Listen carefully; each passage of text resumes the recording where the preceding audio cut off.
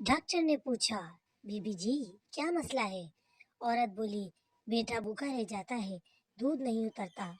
Doctor ने बोला, ये लो पर्ची, इंजेक्शन लिख के दिया है, लगवाती रहना। कुछ दिन बाद वो औरत दोबारा आती है। बोली, डॉक्टर जी हड्डियां दर्द करती हैं और बदन टूटता है। तो डॉक्टर बोला, तो इंजेक्शन बंद कर दो।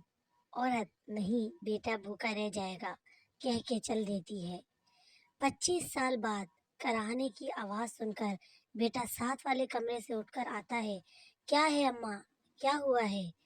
अम्मा कहती हैं, बेटा हड्डियां दर्द कर रही हैं, बदन टूट रहा है। बेटा कहता है, अम्मा फिर कुछ उल्टा पुल्टा खा पी लिया होगा, ना खुद सोती हो और ना हमें सोने देती हो। हाय माँ, तेरा हक हमसे अदा ना हुआ। ए खुदा, सबकी माँओं को सलामत रखना, आमीन। और सबको माँ बाप की खिदमत करने की तौफीक दे, आमीन।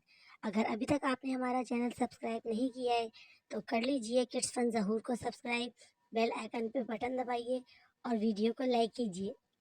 प्यारे बच्चों, इस कहानी से हमें क्या सबक मिलता है?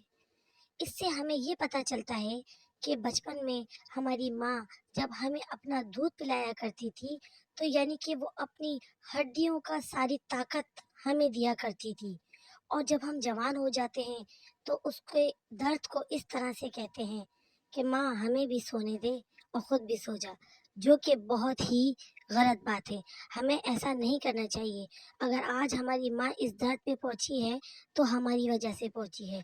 लिहाजा अपनी अपनी माँओं का ख्याल रखें। और अल्लाह ताला तो यहाँ तक फरमाता है कि वालिदैन को उफ ना कहो। तो प्यारे बच्चों, आज से सब अपनी अपनी माँ बाप का ख्याल रखिए, उनको बेहद प्यार कीजिए और उनका दिल ना दुखाएं।